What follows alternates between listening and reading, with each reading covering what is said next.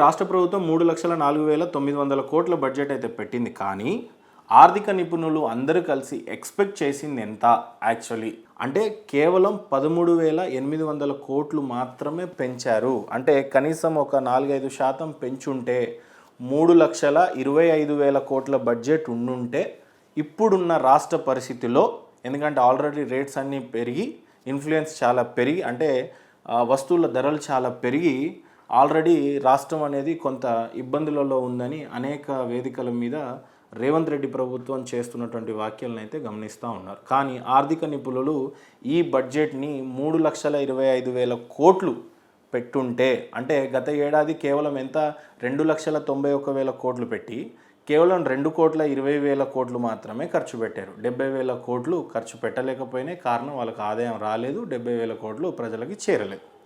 అదే రూపంలో చూసినట్లయితే ఈ ఏడాది 3,25,000 కోట్లు పెట్టుంటే కనీసం 2,90,00,000 ఖర్చు పెట్టి ఇంకో 40,000-50,000 కోట్లు షార్టేజ్ ఉన్నప్పటికీ ఈ రాష్ట్రాన్ని డెవలప్ చేయడానికి సరిపోయే నిధులు అవి అని ఎక్స్పెక్ట్ చేశారు ఆర్థిక నిపుణులంతా కూడా. బట్ ఆ రకంగా అయితే ఈ బడ్జెట్ 3,25,000 కోట్లకు పెంచలేకపోయారు. అంటే ఇప్పుడు మీరు చెప్పొచ్చు 3,25,000 కోట్ల బడ్జెట్ పెట్టుంటే ఏం జరిగేది అంటే, గతంలో చూసినట్లయితే 2,91,000 కోట్ల బడ్జెట్ పెట్టి 220 చేశారు. అంటే చాలా శాఖలకి నిధులు కొరత అనేది వచ్చింది. ఉదాహరణకు చెప్పాలి అని అంటే రుణమాఫీ చేస్తాము అని అన్నారు. అయితే గత బడ్జెట్లో గత ఏడాదిలో రుణమాఫీ కోసం అంటే మొత్తం బడ్జెట్ 46,000 కోట్లు అయితే అంటే వ్యవసాయ శాఖకి, అందులో రుణమాఫీ కోసం పెట్టినటువంటి బడ్జెట్ 26,000 కోట్లు. 26,000 కోట్ల బడ్జెట్ వ్యవసాయ అంటే రుణమాఫీ కోసం చేస్తే అప్పుడు రుణమాఫీకి వాళ్ళు అలోకేట్ చేసింది 26,000 కోట్లు అయితే ఖర్చు పెట్టింది కేవలం 20,000 కోట్లు మాత్రమే. అంటే ఇంకా 6,000 కోట్లు షార్టేజ్ అయిపోయినాయి.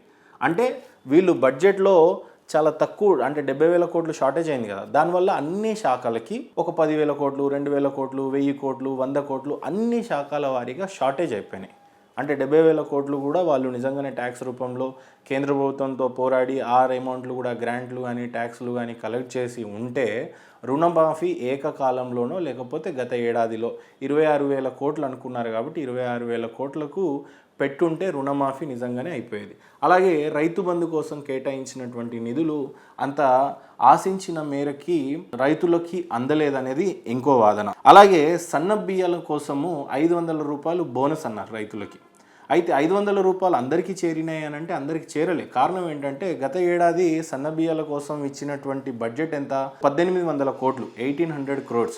కానీ వాస్తవంగా అందింది ఎంత 1,200 కోట్లు. అంటే మళ్ళీ షార్టేజ్ ఎంత ఉంది అక్కడ 600 కోట్లు. అందుకని అందరికీ ఆశించిన స్థాయిలో అంటే అందరికీ అందినప్పటికీ ఇంకా 600 కోట్లు అందలేవంటే చాలా కొంతమంది రైతులకి ఇంకో 600 కోట్లు అనేది షార్టేజ్ అయిపోయింది. అయితే ఈ ఏడాది కూడా మళ్ళీ 1,800 కోట్లే పెట్టారు సన్నాలకి. అంటే యథావిధిగా గతంలో ఎట్లాగైతే 500 రూపాయలు బోనస్ ఏ రకంగా రైతులకు అందినాయో ఈ ఏడాది కూడా అందించాలి అని ఈ ప్రభుత్వం కోరుకుంటుంది. కానీ బడ్జెట్లో ఎంత ఇచ్చింది, మళ్ళీ 1,800 కోట్లే ఇచ్చింది. యాక్చువల్లీ ఈసారి ఓ 2,000-2,500 కోట్లు పెట్టుంటే అందరికి సరిపోయేది. ఎవ్రీ ఇయర్ పంట అనేది పెరుగుతూ ఉంటుంది, సాగు అనేది ఎక్కువగా వచ్చి రైతులకి పంట కొద్దిగా ఎక్కువ పండుతుంది. అంటే జనాభా శాతం ఎట్లయితే పెరుగుతూ పోతుందో రైతాంగం కూడా పెరుగుతూ ఉంటుంది, వడ్లు కూడా ఎక్కువగా దిగుబడి వస్తూ ఉంటుంది. అయితే ఈ టైంలో 2,000 crores కానీ 2,500 crores పెట్టుంటే గత ఏడాది 600 కోట్లు ఎట్లాగైతే షార్టేజ్ అయినాయో ఈ ఏడాది కూడా కొంతమంది రైతులకి 500 రూపాయల బోనసు అందకపోవచ్చు. సో అందుకని బడ్జెట్ 3,25,000 కోట్లు పెట్టుంటే అందులో మీకు ఒక 50,000 కోట్లు షార్టేజ్ ఉన్నా మిగతా రంగాలన్నిటికీ కూడా అందే పరిస్థితి ఉంటుంది. అట్లాగే వైద్యం, విద్య, ఐటీ, స్పోర్ట్స్ ఇక అనేక రంగాలకి ఈ షార్టేజ్ అనేది కనపడతా ఉంటుంది. సో మీకు అర్థమైంది అనుకుంటా. ప్రధానంగా ఎప్పుడైనా బడ్జెట్ ప్రవేశపెట్టినప్పుడు ఏ రాష్ట్రమైన డెవలప్మెంట్ ఏ రకంగా అయ్యింది అని చూస్తాయి. అంటే నాట్ ఓన్లీ స్టేట్స్, కంట్రీస్ కూడా. ఉదాహరణకి సింగపూర్ కానీ ఇంకా ఇతరత ఏ కంట్రీలో అయినా అత్యధికంగా హై ఫోకస్ దేని మీద ఉంటుంది. ఈవెన్ అనేక డయాస్ల మీద అందరూ నాయకులు చెప్పేటువంటి కామన్ వర్డ్ ఏంటి, విద్య, వైద్యం. అంటే ఉచిత విద్య గురించి గవర్నమెంట్ ప్రవేశపెడుతున్నటువంటి స్కీములు కావచ్చు, అలాగే వైద్య రంగానికి కూడా కావచ్చు. ఇప్పుడు విద్య కోసం కేటాయించినటువంటి గత బడ్జెట్ ఎలా ఉంది, ఈ బడ్జెట్ ఎలా ఉంది అనేది చాలా స్పష్టంగా తెలుసుకుందాం. ఓకే, అంటే ఈ ఏడాది చూసినట్లయితే ఇప్పుడు 23,000 కోట్ల బడ్జెట్ అయితే ప్రవేశపెట్టడం జరిగింది. అదే గత ఏడాది చూసినట్లయితే 21,000 కోట్ల బడ్జెట్ పెట్టడం జరిగింది. అయితే 21,000 కోట్ల బడ్జెట్కి ఇప్పుడున్నటువంటి 23,000 బడ్జెట్కి చూసినట్లయితే జస్ట్ స్లైట్ డిఫరెన్స్, ఒక 2,000 కోట్ల బడ్జెట్ మాత్రమే పెరిగినట్టుగా కనపడతా ఉంది. అయితే ఆల్ ఇండియా రేషియోలో ఇది కొద్దిగా చాలా బాగా గమనించాల్సిన విషయం. అంటే ఇంటర్మీడియట్ పిల్లలు కానీ, బిజినెస్ మ్యాన్లు కానీ, ఎంటర్ప్రెనర్ కానీ విద్య గురించి చాలా బాగా అర్థం చేసుకునే ప్రయత్నం చేయండి. కేంద్ర ప్రభుత్వం కానీ, రాష్ట్ర ప్రభుత్వం కానీ బడ్జెట్ ప్రవేశపెడుతున్నప్పుడు అత్యధికంగా బడ్జెట్ దేనికి కేటాయిస్తుంది? విద్యకి కానీ, వైద్యానికి కానీ ప్రవేశపెడతా ఉంటుంది. ఈసారి వైద్యానికి చూసినట్లయితే, విద్యకి చూసినట్లయితే ఫస్ట్ విద్య గురించి స్పష్టంగా తెలుసుకుందాం. విద్య గురించి గత ఏడాది 21,000 కోట్లు పెట్టింది బడ్జెట్, ఈ ఏడాది 23,000 కోట్ల బడ్జెట్ పెట్టింది. అయితే 23,000 కోట్ల బడ్జెట్ నిజానికి ఇప్పుడున్న తెలంగాణలో సరిపోతుందా, సరిపోదా? 23,000 కోట్ల బడ్జెట్ సరిపోదు. కారణం ఎందుకు అనంటే ఆల్ ఇండియా రేషియో చూసినట్లయితే, అన్ని రాష్ట్రాల వారీగా చూసినట్లయితే విద్య గురించి అన్ని రాష్ట్రాలు చాలా ఎక్కువ బడ్జెట్ని ఇస్తూ ఉంది. ఉదాహరణకు చూసినట్లయితే ఆల్ ఇండియాలో అత్యధికంగా స్టేట్లు చూసినట్లయితే వాళ్ళ లిటరసీ రేటు విద్య కోసము, అంటే పిల్లలు అత్యధికంగా చదువుతున్న రేషియో చూసినట్లయితే 14.7% ఉంది, 14.7% ఉంది. అంటే మన రాష్ట్రంలో చూసినట్లయితే -6% ఉంది. -6% అంటే ఇతర రాష్ట్రాల్లో పోల్చినట్లయితే మన రాష్ట్రంలో ఉన్నటువంటిది -6% అంటే ఏ రకంగానూ కాంపిటీట్ ఇచ్చినట్లు లేదు. అంటే గతంలో ప్రభుత్వం, ఈ ప్రభుత్వం అనే కాదు, గత ప్రభుత్వం కూడా ఈ రకమైనటువంటి నిర్లక్ష్యమే వహించింది. కాకపోతే ఇచ్చినటువంటి బడ్జెట్ని వాళ్ళు ఏ రకంగా అచీవ్ అయ్యారు అంటే 21,000 కోట్లు కేటాయించినప్పుడు ఆ 21,000 కోట్లైనా ఖచ్చితంగా రాష్ట్ర ప్రభుత్వం ఆ శాఖకి ఇస్తుందా లేదా అనేది ప్రధానంగా చూడవలసినటువంటి విషయం ఇక్కడ. అలాగే ఇప్పుడు ఈ ఇయర్ చూసినట్లయితే 23,000 కోట్లు బడ్జెట్ని అయితే కేటాయించారు, కానీ అది ఆ శాఖకు మళ్ళీ 23,000 కోట్లు అందుతాయో లేదో అనేది ఇంకో రకమైన బాధ. అయితే ఇందులోనే కొత్త రెసిడెన్షియల్ స్కూల్స్కి కానీ, కాలేజెస్కి కానీ కేవలం 500 కోట్లు మాత్రమే కేటాయించారు. దీనివల్ల కొత్త బిల్డింగ్లు కట్టడం అనేది కేవలం కొత్త బిల్డింగ్ కట్టడానికి మాత్రమే ఇవి. అంతేగాని ఆల్రెడీ రెసిడెన్షియల్ స్కూల్స్ కార్పొరేట్ స్థాయిలో ఇంతకు ముందు కేసీఆర్ కట్టినటువంటివి కొన్ని చూసాం, KG2 పీజీలు కానీ చాలా రెసిడెన్షియల్ స్కూల్ కార్పొరేట్ స్థాయి లెవెల్లో కట్టుకున్నాం. కానీ ఇప్పుడు ఈ ప్రభుత్వం వచ్చిన తర్వాత ఉన్నటువంటి కార్పొరేట్ స్కూల్ స్థాయిలో కట్టుకోగలిగినటువంటి రెసిడెన్షియల్ స్కూల్స్కి అక్కడున్న అక్కడున్న అధ్యాపకులకు, టీచర్లకి ఆన్ టైం శాలరీస్ ఇవ్వడం కానీ, లేదు అక్కడ కనీసం చాక్ పీస్లకు కానీ, లేకపోతే వాళ్ళకి కావాల్సిన ఎక్విప్మెంట్స్ కానీ అందని పరిస్థితి కనపడతా ఉంది. ఇది నేను చెప్తున్నటువంటి విషయం ఏం కాదు, మనం జస్ట్ న్యూట్రల్ విషయాలు చర్చించుకోవాలి ఇక్కడ. అంటే ఆరోపణలు కాదు, జస్ట్ ఇన్ఫర్మేషన్స్ మనకు కావాలి.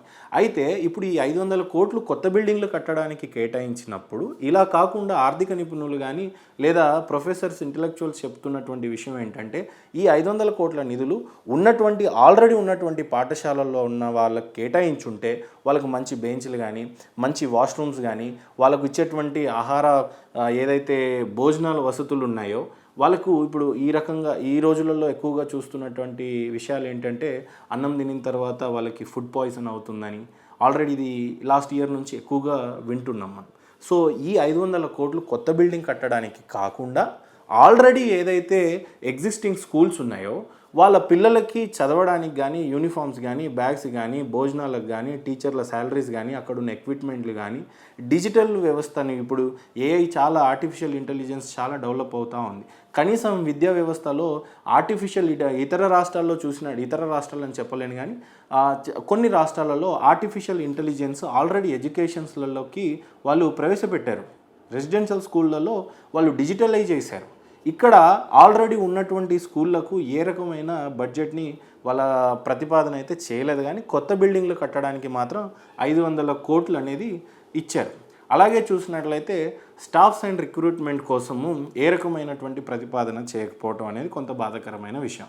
ఎందుకంటే అనేక రోజుల నుంచి పిల్లలకి సరైన టీచర్లు లేరని ఎక్కువగా వింటూ ఉన్నాము, సరైన సదుపాయాలు లేవని ఎక్కువగా వింటూ ఉన్నాము. సో ఈ 500 కోట్లు కొత్త బిల్డింగ్కి కాకుండా ఆల్రెడీ ఎగ్జిస్టింగ్ సరిపోయేంత వరకు ఉన్నాయి కాబట్టి వాటికి కేటాయించుంటే ఈ బడ్జెట్ కొంత బాగుండేది.